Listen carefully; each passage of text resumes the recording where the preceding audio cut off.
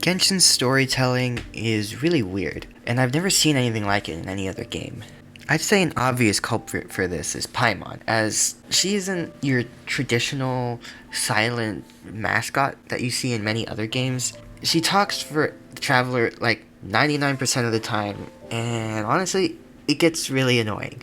I mean, I'd say the worst part about that is that the Traveler is not a complete silent protagonist. Like, every once in a while, like, at the end of every Archon quest or so, the Traveler will actually say, like, 3 lines at most. I mean, sometimes it's just one, or just one word even. It's so weird that they have a voice actor, and they give him lines once a year, but 99% of the time, it's always Paimon who talks for them.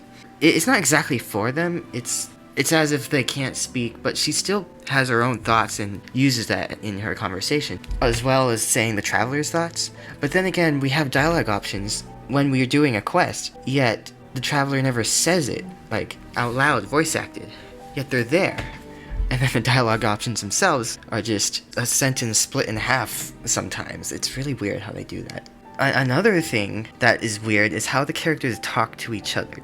Like, they're all standing around, like, having a conversation, but it's not like, it doesn't really feel like they're talking to each other. I honestly don't really know how to describe it. It's just like, they're all reading off a script, but it doesn't sound like they're having a conversation as they're standing next to each other, like normal people would be doing. I'd like to compare that to Honkai Impact, Helioverse's previous game, because the games are quite similar in a lot of ways, but how they do their stories in that game is way better. And I'd say the main reason for this is that Genshin stories are location focused, or setting focused, and Honkai Impact stories are character focused, and that makes all the difference. And also, there's no Paimon in Honkai Impact. But that's besides the point, because even if there wasn't a Paimon in Genshin, it would still have these problems. So when Genshin tells its stories, I feel like none of the characters get enough spotlight. Like, they're there for a little bit, but we don't learn about them too much. They're just there for the plot, and then they disappear for a bit, or for the whole thing. They're there for 1 second sometimes. And we never get to see, recently we have been seeing from their perspective just a little bit, but not enough. Because in Honkai, you switch protagonists a lot. I mean, yes, Kiana is the main protagonist in Honkai Impact, but sometimes you play as Bronya, sometimes you play as Mei, sometimes you play as Rita, sometimes you play as Theresa, sometimes you play as Himiko, etc, etc. I don't know why Genshin doesn't do that, because it's a gacha game, they have all these characters that are playable, yet you never get to play as them in the story.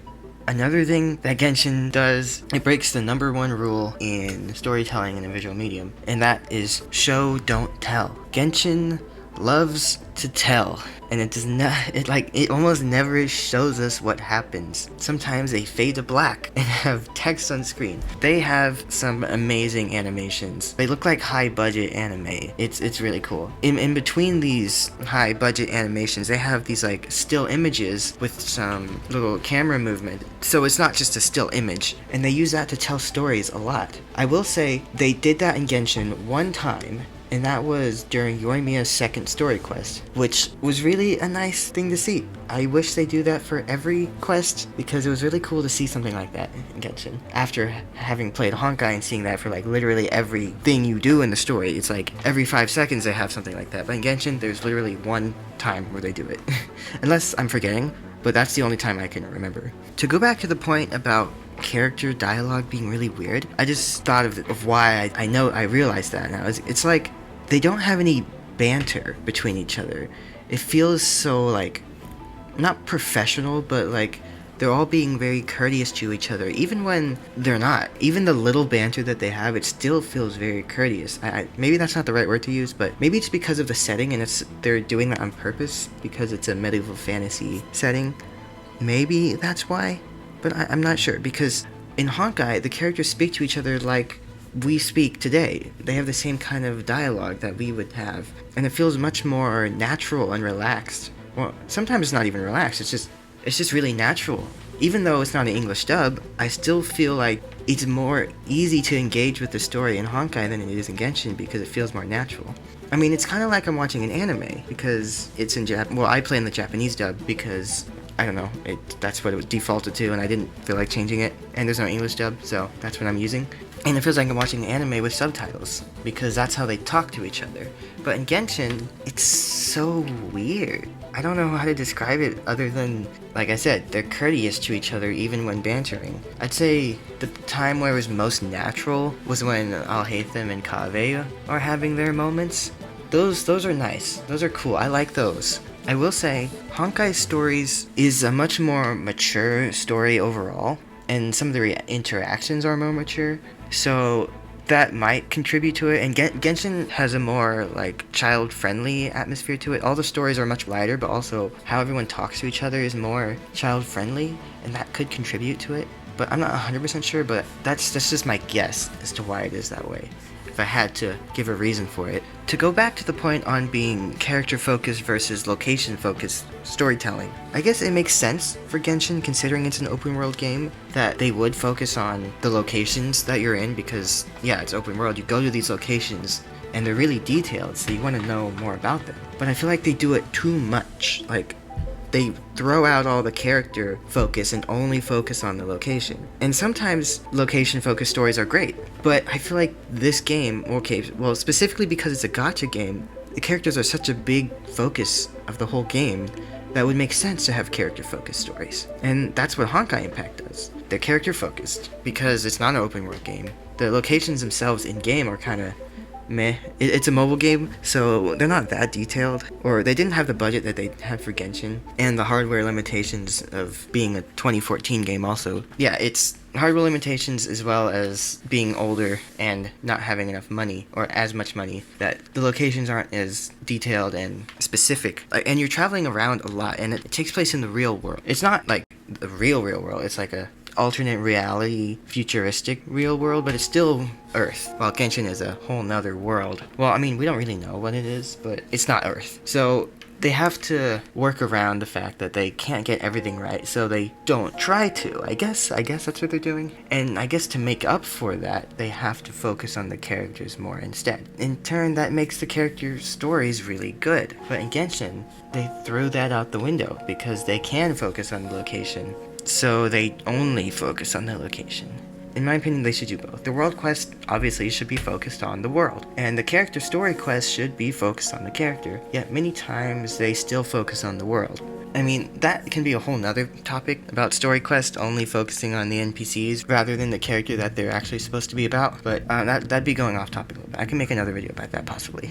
Yeah, even in the Archon quest, where the characters do have some spotlight, so do the NPCs sometimes, but it's still mostly location based. Even though you're spending a lot of time just like in the city talking to people in these quests, but it's still not like Honkai is. And they like to leave things out, like the bantering and stuff. It's all just focused on the plot and only that and nothing else. I mean, yeah, good, there's no filler, but sometimes we do want to see some fun interactions between characters in between the big plot points. Even if it is an Archon quest, sometimes it could be important, like a good character moment. Oh, speaking of which, the 3.5 Windbloom quest with Kale and Sucrose. I want to bring that up because the character interaction between those two was amazing, unlike anything we'd seen in Genshin before. And since, actually. It's really unfortunate that was a limited time event, because that character moment was like the closest thing we've gotten to character-focused quest that, like, how Honkai has. I really wish that was a permanent quest, and also they should take some notes from that and continue making stories like that, because that was really good. That moment between Sucrose and Kale when they were sitting on the cliff, Kale was like finally finding someone who shares that social anxiety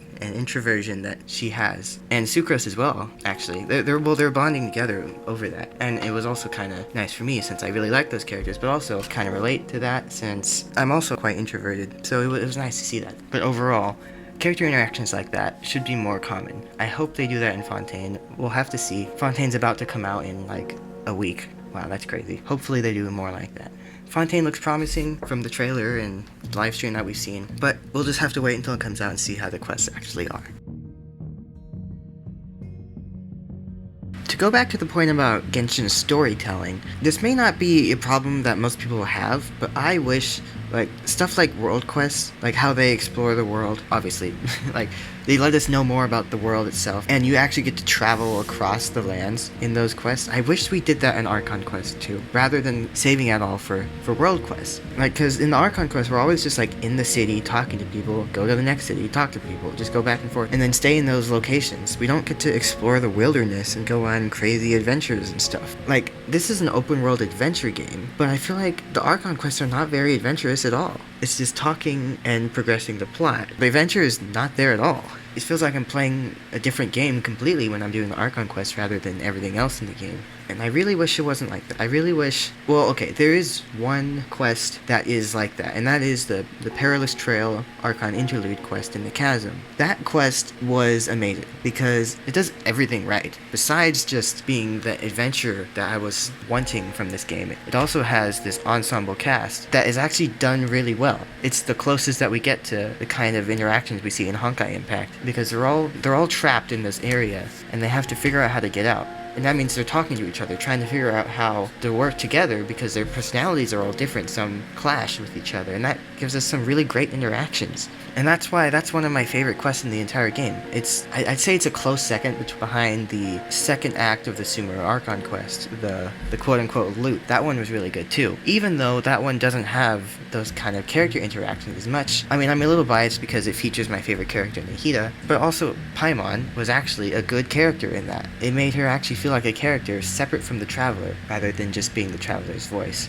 And even in that one, the Traveler speaks. Well, kind of. It's in that little minigame thing. Speaking of that minigame was really cool, and that is how they should be doing their dialogue choices for everything, in the entire game. For one, it does make you think, but also, the Traveler speaks. It's voicing all the choices that you're saying, but it's only in their head. But then when they say it out loud, it's silent again.